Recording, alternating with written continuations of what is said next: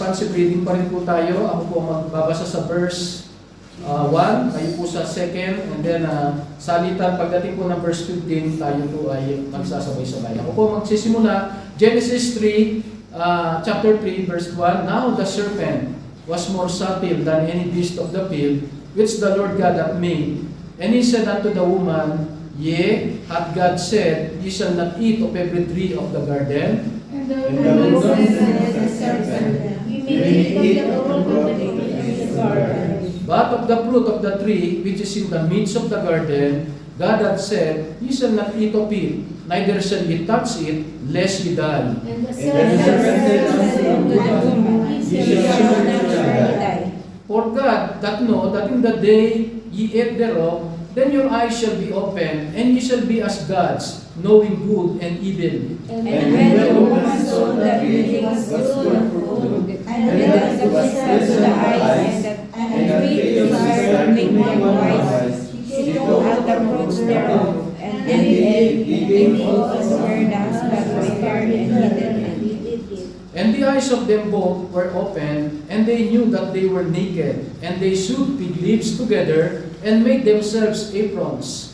And they heard the voice of the Lord God walking in the garden in the cool of the day, and Adam and his wife hid themselves from the presence of the Lord God amongst the trees of the garden. And the Lord God called unto Adam, and said unto him, Where art thou? And said, I heard thy voice in the garden, and I was afraid because I was naked, and hid myself. And he said, Who told thee that thou wast naked? Hast thou eaten of the tree whereof I commanded thee that thou shouldest not eat? And the man said, The woman whom thou didst leave me, she gave me of it, and I did it. And the Lord God said unto the woman, What is this that thou hast done? And the woman said, The serpent beguiled me, and I did eat.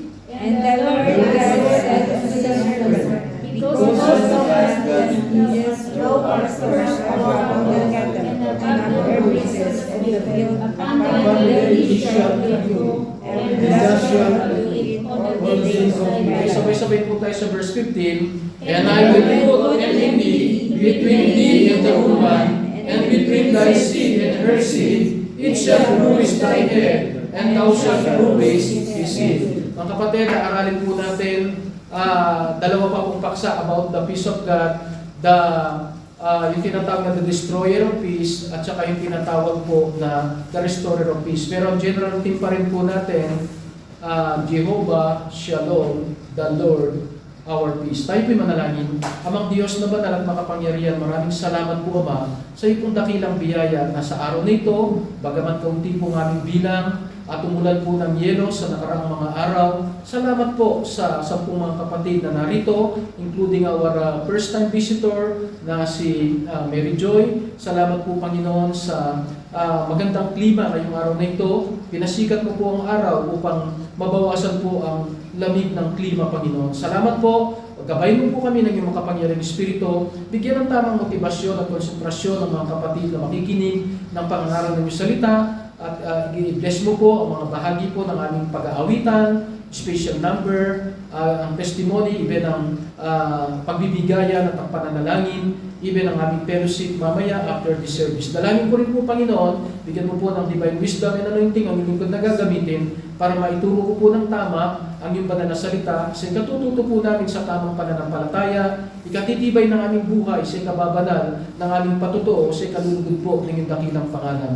Panginoon, naway mapapurihan ka po namin malwalhati sa mga oras na ito, sapagkat ang lahat po aming hiling at dalangin, puno po ng pagtitiwala at pasalamat. Alang-alang sa mga pangyarihang pangalan po ng aming Panginoon Jesucristo. Amen.